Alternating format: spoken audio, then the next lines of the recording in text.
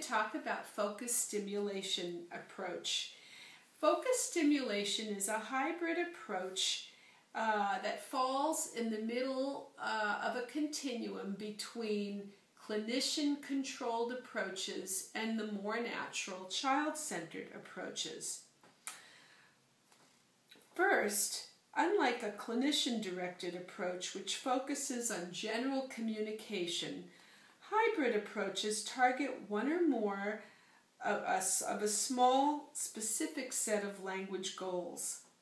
Second, the clinician maintains some control over the selection of activities and materials, but does so in a way that tempts the child to make spontaneous use of utterances of the type that's being targeted.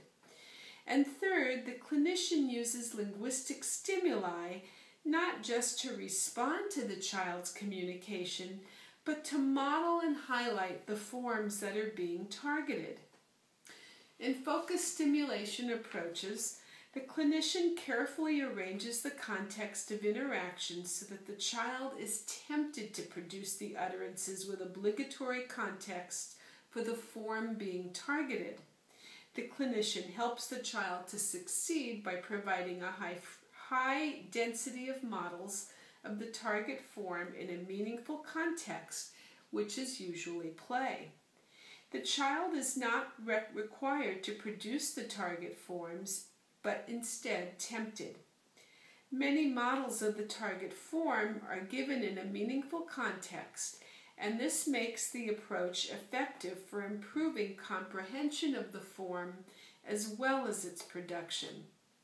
Targets for intervention are usually selected from language samples where the form was used correctly less than half the time in its obligatory context.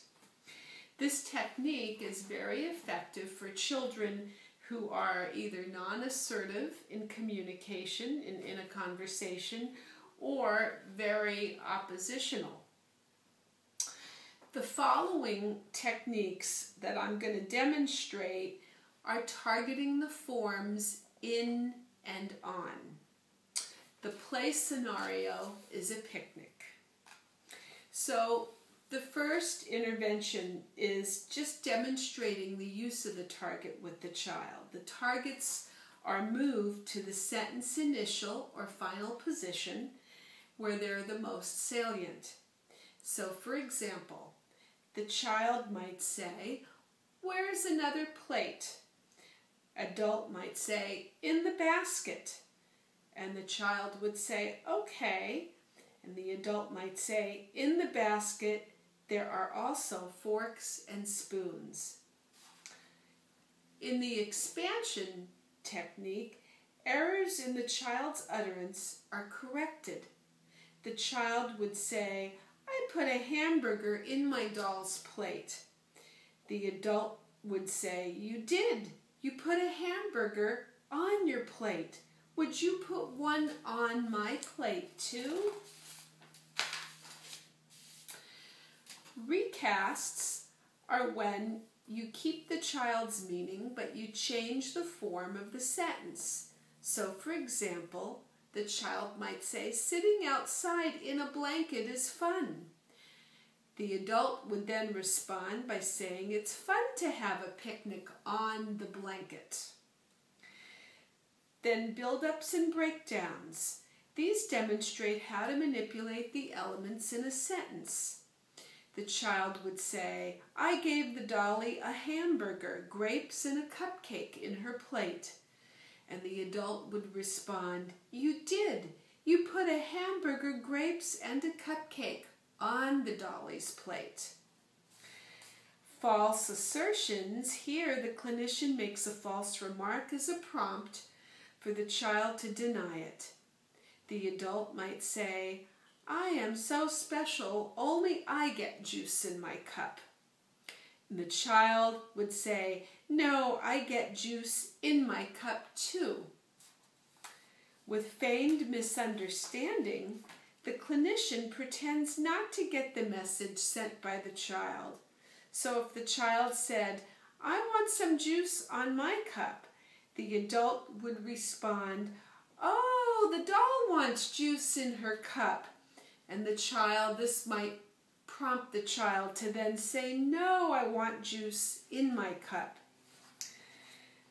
Forced choices. You provide a model of correct usage of the target. For example, the adult would say, should I put a cupcake on a napkin or should I put it on your plate? And you can say, on my plate, please, or on my napkin, please. With violating routines, there's omitting or incorrectly performing of a step in an established routine, and this is to encourage the child to comment. So here the adult may take a cupcake and start to do something crazy like put ketchup on it. And the child would protest, no, don't put ketchup in the cupcake. And then the adult would say, oh, you're right, the ketchup goes on my hamburger, not on the cupcake. Ooh, yuck, ketchup on a cupcake. And then there's withholding objects or turns. This is used to encourage requests. So here the adult could be putting extra sprinkles on the cupcakes and does not offer the child a turn. The child might protest, my turn to put sprinkles on. And the adult would say, is it? Oh, that's right. You need a turn to put sprinkles on the cupcakes.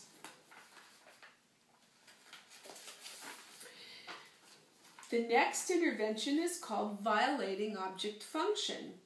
Here, this is used to encourage use of negative forms. So the adult may take a hot dog and put it on top of the child's cup. The child would protest, saying, no, don't put the hot dog on the cup. The adult might say, no, not on the cup. Where should I put it then? Oh, should it go on the plate? And then the last intervention is called the syntax story. Here, the parent or the clinician might create a story that offers multiple examples of the target form. So here's an example of a syntax story. Mom was making chocolate frosting to put on the cake she had just baked. When she left, Maya and Eden each licked the frosting left on the beaters. I want all the frosting left in the bowl, said Maya. I want all the frosting on the beaters, said Eden. When they got done, they both had frosting in their hair, on their face, and on their clothes. When their mother came back into the room and saw them, she said, it's time for both of you to get in the bath. And that concludes all of the techniques that are part of focus stimulation.